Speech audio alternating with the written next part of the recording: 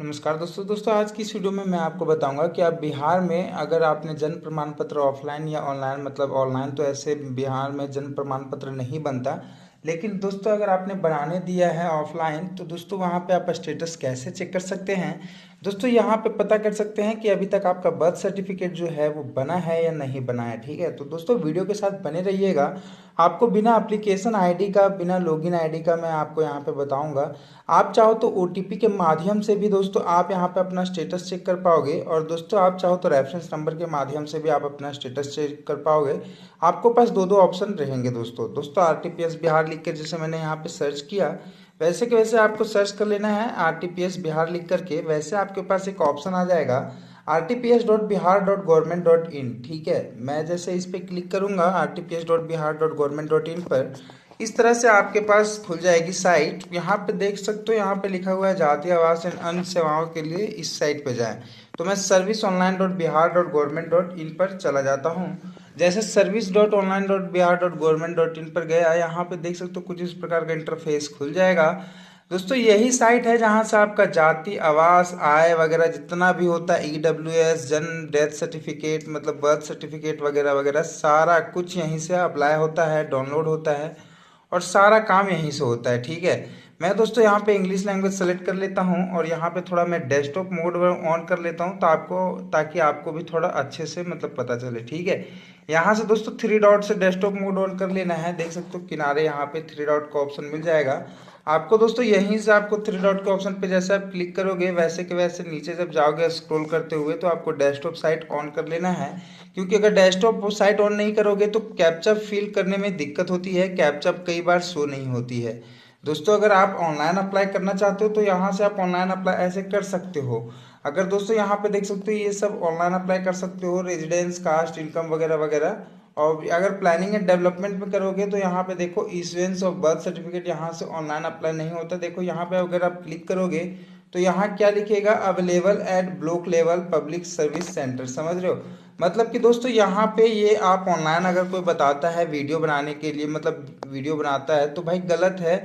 अगर उसमें वो ऑनलाइन तरीके से जानकारी देता है तो दोस्तों यहाँ पे देख सकते हो बर्थ सर्टिफिकेट जो है आपका वो block level public service centre से बनता है। तो दोस्तों ऑफलाइन से अगर आपने बनाने दिया है तो ऑफलाइन ही बनता है जन्म प्रमाण पत्र। ठीक है, मैं आपको अब नीचे लिए चलता हूँ, आपको नीचे स्क्रॉल करते करते जाना है और यहाँ पे एक ऑप्शन मिलेगा ट्रैक एप्लीकेशन स्टेटस का। ठीक है, या इस पे जैसे आप क्लिक करोगे ना वैसे के वैसे आपके सामने कुछ इस तरह से इंटरफेस खुल जाएगा और यहाँ पे आपको थोड़ा देर वेट करना होगा। जैसे कि मैंने अभी आपके सामने वेट किया और कुछ इस तरह से इंटरफेस खुल गया और थोड़ा देर और मुझे वेट करना पड़ेगा ताकि ये अच्छे से अपलोड हो जाए। ठीक है दोस्तों, जैसे लोडिंग ले लेगा वैसे आपके सामने व्हाइट पेज जो इस तरह था वो इस तरह से आपके सामने ऑप्शन खुल जाएगा।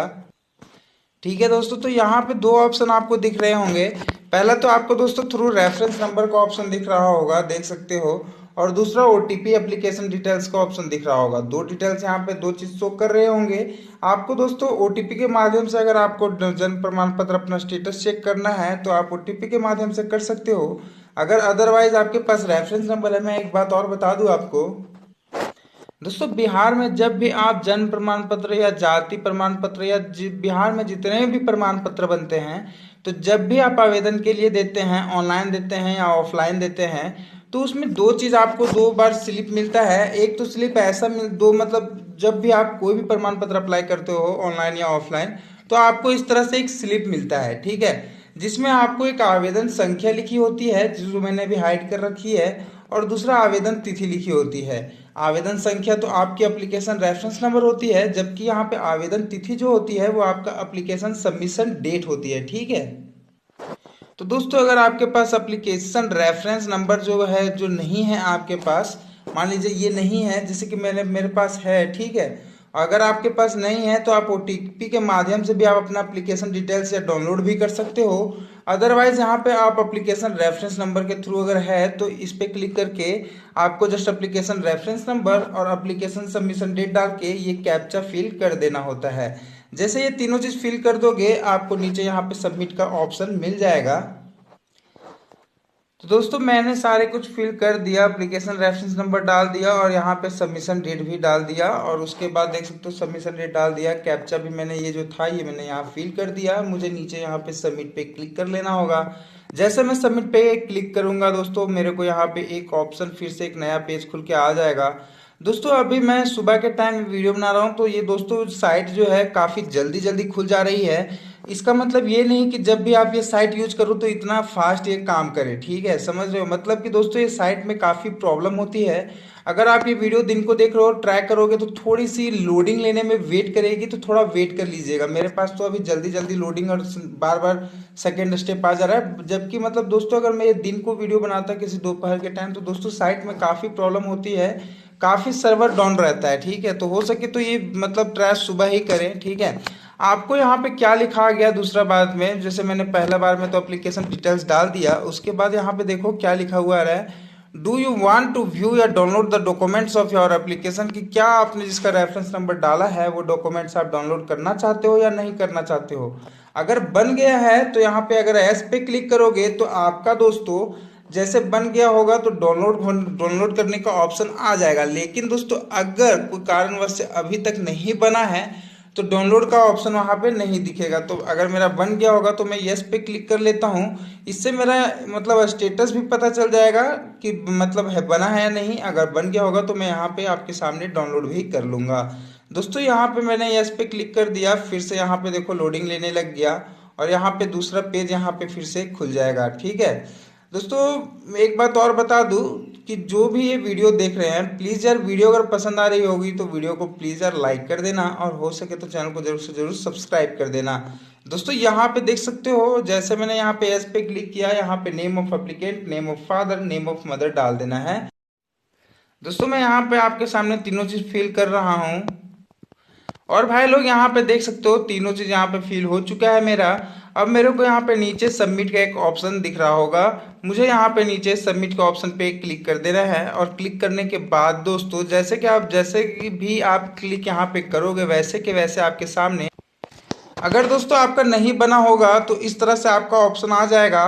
पहला में ऑप्शन इस तरह आ जाएगा कि एप्लीकेशन सबमिशन डेट हो चुका है, कंप्लीट आपने सबमिट कर दिया था, कंप्लीटेड हो गया है। प्रिंट एप्लीकेशन जैसे दोस्तों, तो दूसरा में प्रिंट ऑनलाइन एप्लीकेशन डिटेल्स, यहाँ पे क्लिक करोगे तो अपना डिटेल्स आप यहाँ से डाउनलोड कर पाओगे।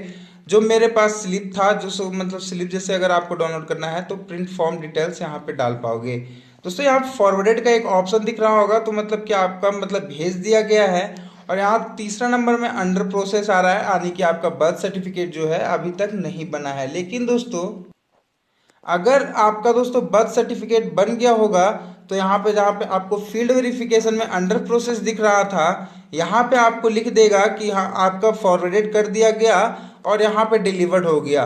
डिलीवर्ड होने के बाद देखो जिस तरह अगर बर्थ सर्टिफिकेट इस तरह से दिखे तो आप समझ जाइएगा कि आपका बर्थ सर्टिफिकेट जो है वो बन चुका है। और दोस्तों जैसे आप इस पे क्लिक करोगे बर्थ सर्टिफिकेट पे, वैसे के वैसे आपके सामने आपका बर्थ सर्टिफिकेट जो है वो डाउनलोड होके पीडीएफ में रेडी हो जाएगा। तो दोस्तों यही थी वीडियो। अगर वीडियो पसंद आई हो तो वीडियो को लाइक और चैनल को जरूर से जरूर सब्सक्राइब कर दीजिए। और दोस्तों कोई भी क्वेरी के लिए, कोई भी प्रॉब्लम के लिए प्लीज़ यार जरूर से जरूर कमेंट कर दीजिएगा। दोस्तों थैंक यू दोस्तों, thanks for watching the video.